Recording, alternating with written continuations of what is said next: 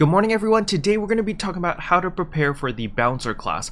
However, big disclaimer over here, you don't actually have to prepare for anything for the Bouncer class. You can play the game however you want, but these are just a few tips for those who really want to power level from level 1 to level 20 as quickly as humanly possible. But before we jump into that, if you're new to the channel, I'm trying to hit 50,000 subs before the end of the year. If we manage to hit that goal, I will shave my head bald.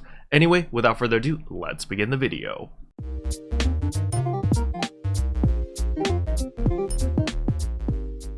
So if your only goal is to try to hit level 20 on your bouncer as fast as humanly possible, technically we won't actually be playing the bouncer. We're going to be having the bouncer as the main class. However, what we're going to be using is we're going to be using subclass weapons. So in my case, I might have a subclass as a hunter or a braver, mainly because I have 2-star and 3-star rarity weapons which are already at plus 40 and fully augmented for those specific classes. So you can see over here I have a glisten sword that is plus 40 and fully augmented. However, I won't be able to use this weapon until my bouncer hits level 13. It's very important to understand this because the equip conditions over here is based off your main class and not your subclass. Your subclass level does not matter at all. The only thing that matters is that your subclass can actually equip this type of weapon. So we can see here that this is a sword and only hunters can use swords. So I need to make sure that my subclass is a hunter if I decide to equip the glisten weapon. Now also keep in mind that you can make it a multi-weapon. So you can see here that this is a sword with a wired lance, and that way you gain access to the wired lances even though your main class bouncer and subclass braver, for example, if your braver has a multi-weapon of like a katana with a wired lance or a bow with a wired lance or whatever, you'll still be able to gain access to whatever multi-weapon you combined it with. So that can also help you quite a bit.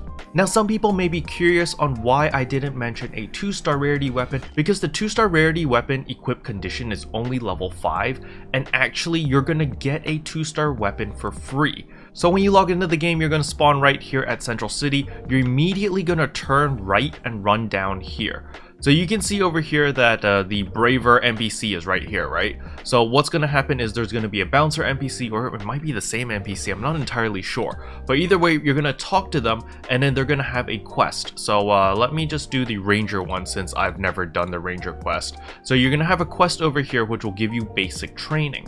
And once you complete the basic training, you're going to notice that they're going to reward you with a 2-star rarity weapon for whatever class you're playing. So for example, the ranger, I will get a 2-star rarity rifle. For the gunner, I will get a 2-star rarity twin machine guns. So this is very helpful in order to accelerate your leveling process, because then you don't need to go out of the way and farm for a 2-star rarity weapon because you automatically get it for completing the side quest. You also get a good chunk of EXP which will help you quite a bit. So the next question I know a lot of people are going to be asking is, Caro, how do I get from level 5 to level 13 as fast as possible? The first easiest way is going to be your dailies. You save your dailies for when the bouncer class releases, because you can see right here, collecting vegetables at South Aleo, that's 10,000 EXP. Suppress enemies at Rezel Forest, that's another 10,000 EXP, and complete daily tasks is another 20,000 EXP. Now keep in mind, you won't be able to complete certain quests right off the bat. For example, suppress enemies at Rezel Forest. Maybe the day that the bouncer comes out, it might not be Rezel Forest, it might be Mount Magnus or the labs. Well, the thing is, the objective or your dailies is going to be at a rank 2 version, which requires you to have a certain amount of battle power to do it. So what you can do is you can knock out this quest first with the bouncer as your subclass. The reason why you want to do this daily task first is because you want to make sure that when you gain the rewards on complete all the daily tasks, that your bouncer is the main class. Because remember, you get a reduced amount of EXP for subclasses, and subclasses can only level up to level 15. Once you hit level 15 as a subclass, that subclass will no longer gain EXP. So what you really want to do is you want to make sure that the bouncer is the main class when you complete this task and receive all of this EXP. That way they get the full 20,000. If it's a subclass, I believe they only get half of the EXP or 1/4 of the EXP. I forgot the exact amount. So you really don't want your bouncer to be the subclass, that way they can get the full amount of EXP. The next thing you can do are side quests over here. Now I've completed all of my side quests over here because I am on my main character, which is the braver, and she's done everything. However, if you make a new character, you can redo all of these side quests. As you can see here, the reacceptance is 1 time per character. So it's very, very useful, especially if you do the alio suppression exercise. There's 3 parts to this, and the EXP rewards ramp up, which is very, very nice. Now there's also alio search and destroy, as well as the request from Bonos. These are all a bunch of really, really nice side quests which reward you a ton of EXP, and there's a whole bunch of them. So remember in yesterday's video where I told you guys to make 3 characters, that way you get 3 N all skills reset passes. So what you can do is you can level up your second character or your third character as the bouncer. That way they have access to all of the story missions again, they have access to all the side quests again, so that way you can gain a massive amount of EXP and really boost your character's progression. Now another very important thing to take note of is if the character is on the same ship, you have access to all of your storage. So that includes all of your weapons, by the way.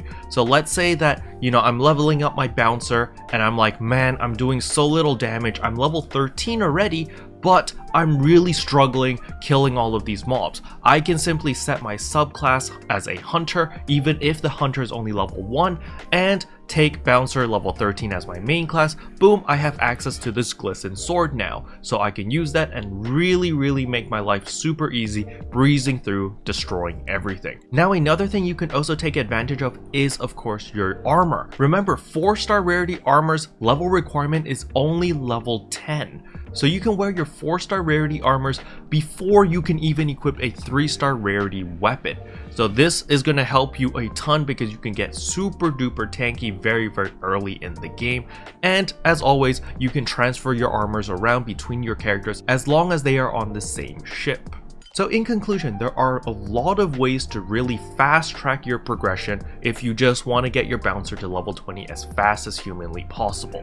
However, I personally am not going to be doing that. I'm going to be leveling up my bouncer from level 1 to level 20 the traditional way, which means I'm just going to use the bouncer weapons, I'm going to use what I farm for, I'm not going to use some overpowered armors, I'm just going to play it as traditional as possible, as old school as possible. The reason why I want to do this is because I want to savor the content. I don't want to blast through the content as fast as possible only to find out like a week later, oh no, I've got nothing else to do. What do I do now? So I'm going to be taking it extremely slow and just enjoying the process.